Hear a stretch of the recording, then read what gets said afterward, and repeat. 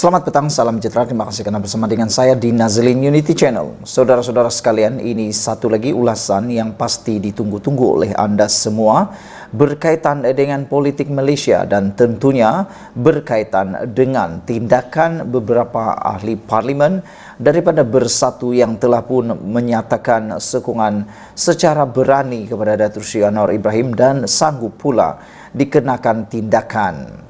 Tiada salahnya Anwar tarik ahli parlimen pembangkang sokong kerajaan. Itu tajuk utama pada malam ini. Sebelum saya teruskan ulasan kali ini, jangan lupa tinggalkan komen anda untuk isu ini. Adakah anda juga sependapat bahawa tiada salahnya Anwar berjaya menarik ahli parlimen pembangkang sokong kerajaan? Adakah itu tindakan yang salah? Ataupun adakah itu tindakan yang sengaja ditakuti? Ataupun adakah itu adalah tindakan yang sewajarnya? Setelah dua ahli parlimen Bersatu tampil menzahirkan sokongan kepada kerajaan pimpinan Anwar Ibrahim, Ketua Pembangkang Hamzah Zainuddin nampaknya mulai cemas dan gundah gulana. Seiring dengan desas-desus, ada 5 atau 6 lagi ahli parlimen Perikatan Nasional mungkin mengambil langkah yang sama. Beliau semalam menggesa agar Anwar berhenti daripada menarik ahli parlimen blok pembangkang untuk menyokong kerajaan. Selain membuat gesaan itu, beliau bagaimanapun sekali lagi mendakwa bahawa ahli-ahli parlimen Perikatan Nasional diugut dan ditawarkan ganjaran untuk berbuat demikian. Bagi perkara diugut, itu perlukan satu siasatan dan juga bukti yang luar biasa. Namun demikian, sampai ke hari ini, tindakan dakwaan daripada Perikatan Nasional, khususnya kenyataan daripada Hamzah Zainuddin, hanya gantung-gantung tanpa fakta yang tepat. Beliau hanya menyebut ada SPRM, ada pegawai, ada orang kaya, ada penguasa hotel dan sebagainya yang telah dinyatakan oleh Hamzah Zainuddin. Namun tidak menyatakan secara spesifik siapa, di mana dan apa. Ini menimbulkan spekulasi yang sangat berat, dan mungkinkah itu adalah sekadar untuk menyedapkan hati yang telah pun dikhianati oleh ahli daripada Perikatan Nasional sendiri. Namun demikian, untuk perkara yang kedua, ditawarkan ganjaran, bagi saya itu bukan satu perkara yang salah, kerana ianya bukan menyalahi undang-undang. Contohnya, sekiranya mereka ditawarkan peruntukan daripada kerajaan untuk ahli parlimen dan juga mungkin jawatan-jawatan daripada GLC, pada pendapat saya itu bukan salah selagi ianya tidak menyalahi undang-undang dan tidak menyalahgunakan kuasa. Tapi kalau memang orang itu layak untuk diberikan jawatan GLC atau sebagainya, mengapa tidak?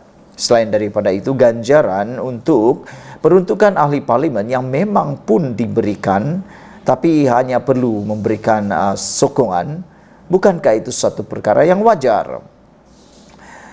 Selain membuat gesaan itu, Hamzah Zainuddin bagaimanapun sekali lagi mendakwa bahawa ahli-ahli parlimen Perikatan Nasional diugut dan ditawarkan ganjaran. Walaupun Anwar sebelum ini sudah menafikan segala dakwaan itu, bahkan meminta Hamzah Zainuddin mengemukakan bukti dan membuat laporan kepada pihak berkuasa jika benar apa yang didakwanya itu, tetapi sehingga sekarang bukan saja gagal menunjukkan bukti, tetapi juga tidak langsung membuat sebarang laporan kepada pihak berkuasa. Maka, di mana ada asasnya mereka yang mengalih sokongan itu sebab diugut dan ditawarkan ganjaran? Dalam erti kata lain, sehingga ini segala dakwaan adanya ugutan dan tawaran ganjaran sebagaimana yang disebut Hamzah Zainuddin itu hanyalah cakap dengar semata-mata, sembang tanpa bukti yang tidak boleh dipakai sama sekali. Dengan demikian, apa asas untuk Hamzah meminta Anwar berhenti daripada menarik ahli-ahli parlimen blok pembangkang untuk menyokong kerajaan? Sebagaimana disebut dalam kenyataan media, ahli parlimen Kuala Kangsar dan Iskandar Zulkarnain, ahli parlimen Labuan Suhaili Abdul Rahman yang mengumumkan sokongan kepada Anwar namun ingin terus kekal dalam Bersatu. Tindakan mereka tidak lain adalah disebabkan kesukaran menjalankan tugas sebagai wakil rakyat jika tanpa peruntukan kewangan daripada kerajaan. Berdepan isu kos hidup dan ramai pengundi berharap kepada bantuan, mereka merasakan hanya dengan menyokong kerajaan dan kemudian diberikan peruntukan saja merupakan jalan pilihan untuk berkhidmat dengan lebih baik lagi. Maknanya, tindakan mereka memberi sokongan kepada Anwar dan kerajaan adalah pilihan mereka sendiri tanpa terkait dengan ugutan atau tawaran apa-apa ganjaran. Lagi pula, sokongan Anwar di parlimen ketika ini sudah cukup stabil, bukan dengan satu atau dua majoriti macam Muhyiddin Yassin dan Ismail Sabri sebelum ini. Logiknya, untuk apa Anwar Ibrahim mau mengugut dan menawarkan ganjaran kepada ahli parlimen Brok Pembangkang untuk menyokongnya? Begitupun kiranya betul usaha menarik sokongan itu memang dilakukan oleh Anwar atau atas keinginan beliau sendiri, ia bukanlah sesuatu yang salah. Asalkan tidak membabitkan ugutan, ancaman, menawarkan ganjaran, rasuah dan perkara-perkara lain yang menyalahi undang-undang. Bukankah selalu disebut orang, politik ini adalah game of numbers. Siapa yang memiliki banyak sokongan bermakna dia semakin kuat. Meyakinkan mereka yang ada di pihak pembangkang untuk menyokong kerajaan bagi memperlihatkan kedudukan lebih kuat adalah perkara biasa dan tidak merupakan satu dosa. Jika semua ahli parlimen Perikatan Nasional PN pun dapat ditarik untuk menyokong kerajaan, ia tetap tidak salah.